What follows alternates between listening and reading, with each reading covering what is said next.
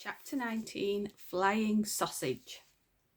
No, the deadliest animal in the world was not Myrtle. But as Mr. Meek was racing towards certain doom, his thoughts did flash to his daughter. In his mind's eye, he wanted to conjure up a pretty picture of her before he died. Although, however hard he tried, he just couldn't find an image of Myrtle doing anything remotely nice. Myrtle didn't do nice, but she was very good at nasty. All kinds of images flooded into Mr. Meek's mind. Myrtle snapping the Christmas tree in half when she didn't get enough presents. Myrtle stomping on the snakes and ladders board when she was losing the game. Myrtle shoving her entire birthday cake into her gob in one go so no one else could have a piece. Myrtle punching a hole through the television set when her favourite cartoon ended. Myrtle cheating on school sports day by making her mother drive her round the racetrack. Myrtle deliberately flooding the entire house when asked to hurry up in the bath. Myrtle eating all her mother and father's books when they encouraged her to read one. Myrtle holding her headmaster upside down and giving him a bog wash when she was given a detention for giving her teacher a bog wash. Myrtle setting up a stall outside the house to sell every single one of her parents' possessions so she could buy herself a roller coaster. Myrtle wailing so much for a Mr. Whippy that the ice cream van actually toppled over on its side. No, the deadliest animal in the world is not Myrtle. It is a elephant. This is quite simply a flying elephant. How does it fly? With its trunk, of course. I thought that would be obvious. If you had studied the Monsterpedia, you would know the elephant's trunk is unusually long. When the animal spins it round fast enough, it works exactly like a propeller. What could be more dangerous than a flying elephant? Nothing. If it crash lands on you, you are jam. On hearing Father's shout, the elephant woke up from the riverbank where it was slumbering. Elephants always wake up with a humph, because however much sleep they have, it is never enough. On being woken up, the animal wanted revenge, so with a spin of its trunk, it took to the sky. Buzz! How does an elephant steer? With its tail, of course. The tail works as a rudder. Come on, this couldn't be more straightforward. Mr. Meek heard a loud buzzing from above. A shadow passed over him. He looked up and saw a huge, fat, flying sausage soaring through the sky, blotting out the sun. Oh! But before Mr. Meek could say cripes, the elephant hooked him up by his trousers with one of its tusks, giving him a nasty wedgie. "Shantissimo!" cried Mr. Meek, as he was plucked from the back of the honkopotamus and whisked up into the air. There you are, you can see him there. And whisked away by the elephant. Elephant spelt with a H.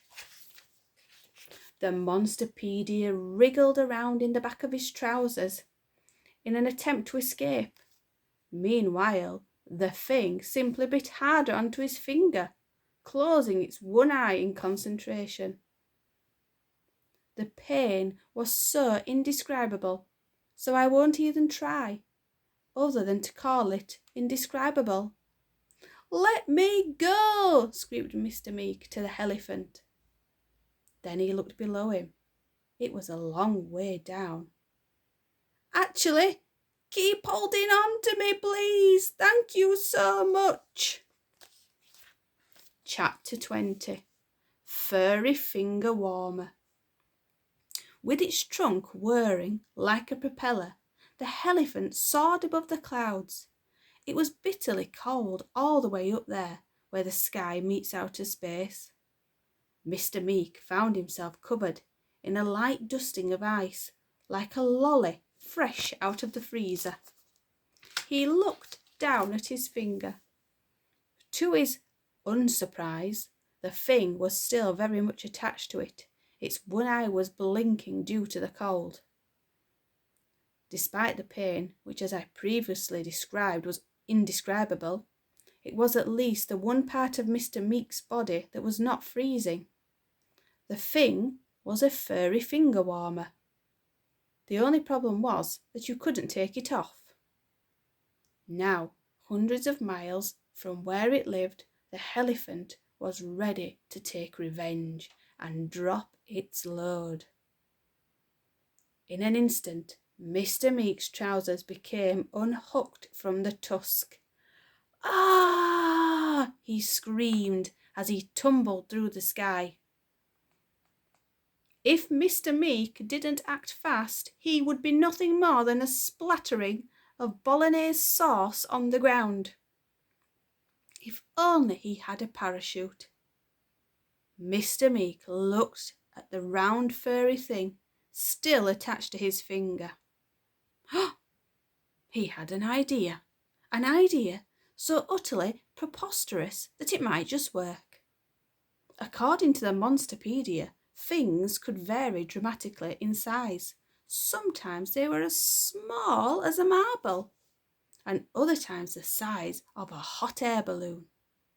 With this in mind, as Mr. Meek was plummeting towards the ground, he began blowing air into the other end of the Fing as quickly as he could. It's a little bit like blowing up a balloon. The Fing's eyes flickered. Whatever was this man doing? Just like a lilo, the creature began to inflate. Soon it was the size of a football, then a beach ball, and then Mr. Meek used every last bit of puff he had.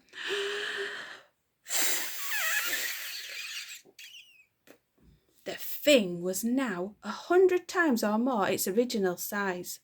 Not only was it as big as a hot air balloon, it worked like one too.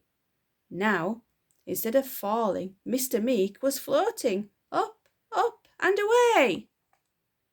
"I am flying!" he exclaimed.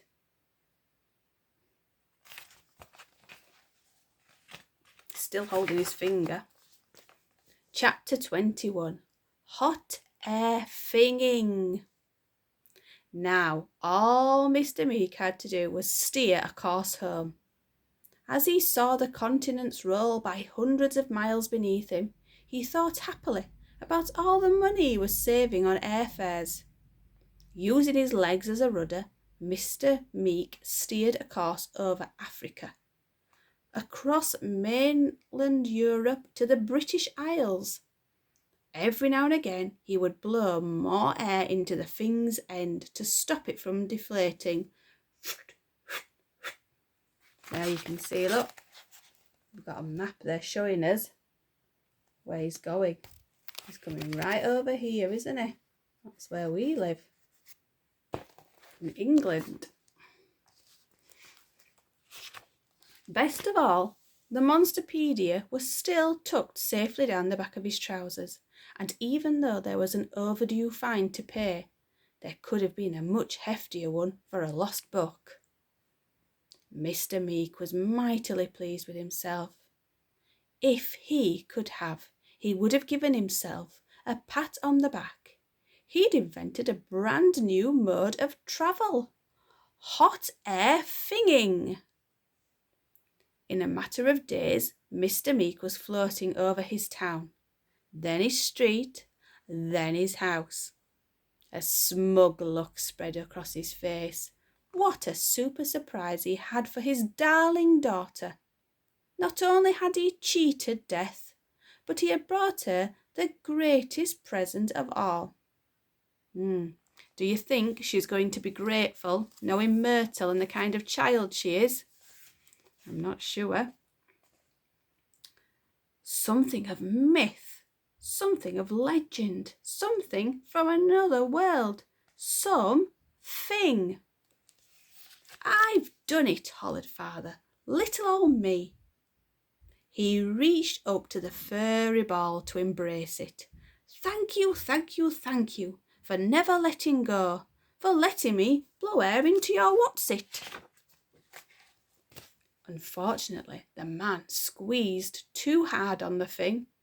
Its one eye widened in shock, just like a balloon. The air spluttered out infinitely faster than you could put it in. Mr. Meek had been heading for his garden, looking forward to a nice gentle landing on the lawn. He was not going to make it. Now he was heading straight for the house. No! He screamed. Father was going too fast. He crashed through the roof. Boom!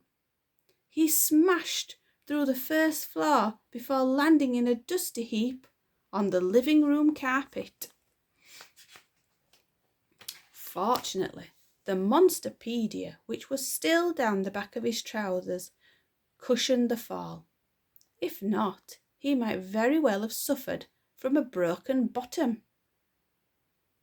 Please remind me to take that back to the library, said Mr. Meek. There is a fine to pay. Right, we'll read some more later.